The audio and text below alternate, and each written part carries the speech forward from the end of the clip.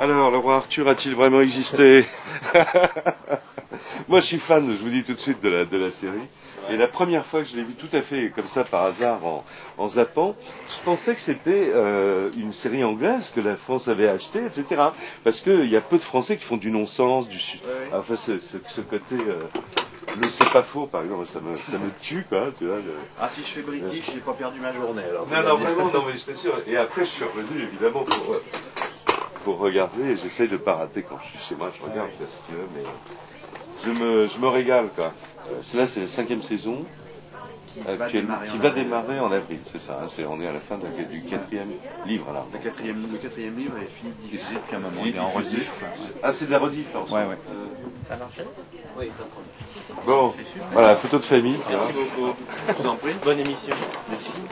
Bonjour Alexandre Astier. Bonjour. En face de vous, Éric Le Nabour, l'historien. Bonjour. Pouvez-nous en dire en 2 mots qu'est-ce qui vous est passé par la tête? Comment vous êtes dit vous deviez connaître l'histoire du roi Arthur? Vous êtes un fanat d'histoire? Pas franchement. En fait, Kaamelott est d'abord une cour de récréation pour comédiens. Ouais. Et c'est vrai que ça a commencé par un court-métrage qui n'avait pas d'autre but que d'en être un. Comment est-ce que ça pourrait aller mieux que ça?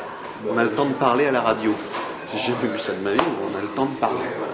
Il y a aussi mon mari, quand je l'agace un peu trop, qui me dit merde, là. Ah, mais lui, il a le droit.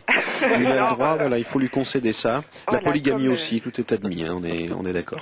Donc, vous ne connaîtrez pas la recette des jeux de Perceval, mais vous n'avez qu'à suivre ça à la télé. Moi, je trouve que c'est une émission formidable pour une raison très simple, c'est qu'il y a rarement d'émissions de radio où on peut parler aussi longtemps et de façon aussi agréable d'un sujet. Donc, l'avantage, c'est qu'au moins, on ne sort pas de l'émission frustré.